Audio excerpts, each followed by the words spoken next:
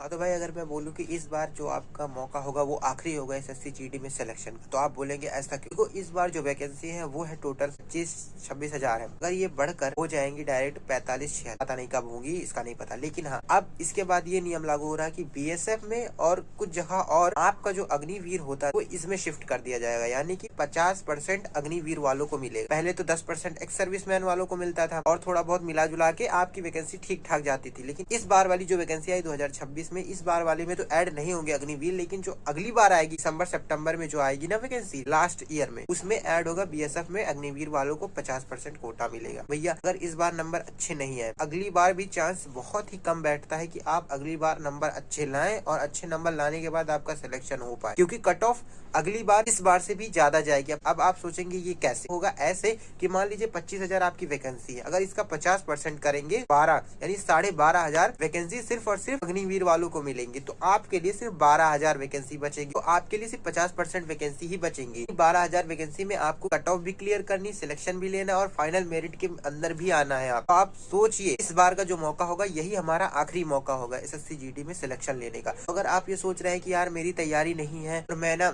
ऐसे ना यार ऐसे ही पेपर दे दूंगा, भगवान की दुआ से जो भी टिक मार के आऊंगा सारे सही होंगे, तो आप भगवान भरोसे चल रहे हो। भाई, अभी भी मौका है, आप जाग जाइए। अभी भी आपके पास टोटल 2 महीने हैं। अब आप बोलेंगे 2 महीने कैसे? तो 23 फरवरी के बाद से तो पेपर स्टार्ट हो। देखो यार, वो टेंटेटिव डेट है, अगर मानते हैं, अगर वो डेट आगे बढ़ गई या फिर चलो वही मान लेते हैं हम, तब भी आपके पास अभी 23 जनवरी का समय है, फरवरी का समय है। समझ रहे हो आप? अगर आप इसको अच्छे से यूटिलाइज करोगे, सिलेक्शन आपके हाथों में होगा। भले ही आपको सीआईएसएफ ना मिले, एसएसएफ ना मिले, यहाँ तक कि आपको कम से कम बीएसएफ, सीआरपीएफ, आईटीबीपी या फिर असम राइफल में तो मिलेगा सिलेक्शन। अगर आपको असम राइफल में भी मिलेगा सिलेक्शन ना, तो तब भी आपकी सैलरी 35-36 हजार से कम नहीं होगी। और अगर आप ये सोच रहे हो कि मैं बार नहीं टॉप कर पाऊंगा, अगली बार वाली वैकेंसी में टॉप कर दूंगा, तो ये आपका सपना सपने में ही रह जाओगे। आप इस भ्रम में आप मत रहो। अगर इस बार मैं टॉप नहीं करूंगा तो अगली बार तो मैं पक्का दुगनी तैयारी से टॉप कर दूंगा, क्योंकि अगली बार आपको वैकेंसी और भी कम मिलेंगी इस बार के मुकाबले। तो जो भी करना है आपको इसी वैकेंसी में करना है। अगर आप सोच रहे हो कि हम तैयारी कहाँ से करें, सिलेबस कहाँ से कंप्लीट करें, तो देखो यार, आप यूट्यूब पर फ्री कर सकते हो, वरना आप टेक्स्ट बुक पर जाकर आप नया बैच परचेज करो। आपका फाइनल सिलेक्शन तक वो आपके साथ रहेंगे। और हाँ, इस वीडियो के स्पॉन्सर्स भी हैं हमारे टेक्स्ट बुक वाले, तो भैया आप इनके ऐप पर जाकर कोई भी बैच परचेज कर सकते हो। अगर आपको मॉक लगानी है तो भाई टेक्स्ट बुक से अच्छी ऐप कहीं आपको और नहीं मिल सकती। इस पर आपको अच्छा खासा मॉक देखने के लिए इस ऐप पर मिल जाएगा। आप अभी जाइए और टेक्स्ट बुक ऐप को डाउनलोड कीजिए, इससे कि आपकी तैयारी और भी बेहतर होगी। हाँ, मैं अपने टॉपिक पे वापस आता हूँ। भाई, हमने तो